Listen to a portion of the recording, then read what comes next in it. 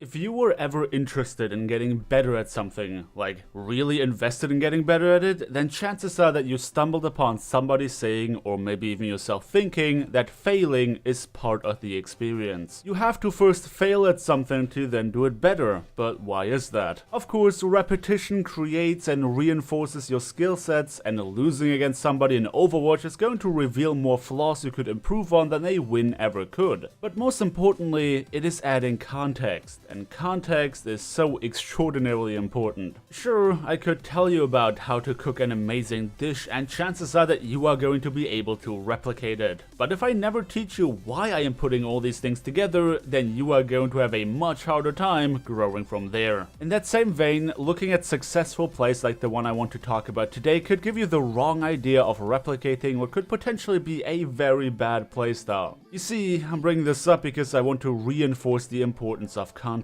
The first time I ever dove into the subject of VOD reviews was in relation to a match between Florida Mayhem and the LA Gladiators. In that video, I tried to break down the offense maze strategy that the Gladiators deployed to take their first point in Hollywood in their very first attempt. But there is a difference between reviewing gameplay from pro players and reviewing gameplay from, let's say, platinum players. It is important for me to make you aware of the underlying concepts that make the play that I want to highlight today so successful. And I want you to understand why you can take advantage of all of that yourself in your own matches in solo queue, even if you are not mechanically gifted or in a high rank. So the other day we hosted our very first Sellout League. A very creative name, I know. It was our very first Discord hosted pug style event that brought about 40 players together to learn about the concepts of team play by participating in organized 6 stacks. Thanks to one of my mods, namely Speedlion, who organized the whole thing, as well as my co-host EchoFlex, we got to watch members of our community brawl it out on a variety of maps in a variety of teams, and there were a few plays that really stuck out. You know that Overwatch League segment from Sour Patch Kids? How they turned a sour moment into something sweet? It was kinda like that. So let's check this play out and see what you can learn from it for your own matches.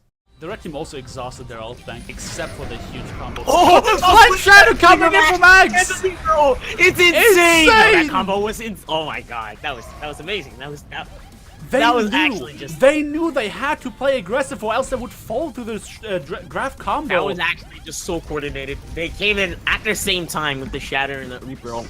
Now, incoherent, foreign-sounding yelling aside, what you might initially take away from this clip is that, hey, there was a Reinhardt hiding somewhere to get a massive shatter off. I should do that too so I can become the hero that my team needs. And that will be ignoring the context that explains why this play was so brilliant. Watching back what happened prior to it, you are going to witness the following. In a last-ditch effort of stopping the card, the blue team exhausted their ult bank, tossing out a Graviton Surge, Dragon Strike, and Transcendence. Based on the way the red team was approaching that fight, they could already guess that they were trying to play for a graph combo, and even if they didn't see that, the fact that it has been a while since the last Graviton should put them on edge. I have always said that Overwatch is, in great part, also a resource game. Your ability cooldowns, your ultimates, and even your players, all of those are resources that need to be managed properly. And from a purely resource-driven standpoint, the blue team is now at a huge disadvantage. The card is very close to the end and they don't have a Transcendence to counter the graph combo. That means that they put themselves in the perfect position to lose this. Now, after the blue team forced a hard reset from the red team, they used the time that they bought themselves to get into just the right position to negate the value of the resources that the red team still had at their disposal. They tried to turn coal into gold essentially. The only way to win this decisively is by taking the fight to the red team before they have a window to pull off their graph combo. So they use what little resources they have left to try and push a positional advantage. Reaper is hiding on high ground, ready to use Death Blossom, but even the entire rest of their team is completely split up to make sure the red team never has a good angle to use their combo. The red team rushes towards the objective to try and push for aggression, and suddenly the Reinhardt from behind, shattering 5 members of the red team, and by that making it impossible for them to defend against the Death Blossom. That play sets them up for another defense in which they kept on splitting, so by the time the red team finally decided to drop their graph bomb, they got no value out of it whatsoever, and the blue team got another resource to push for aggression in the form of Transcendence. Whether intentional or not, the blue team has perfectly played around the resources that they knew the red team had at their disposal while maximizing the value of what little resources they had left themselves. Their positioning, their engagements, and their ability usage reflected the kind of situation that they were in.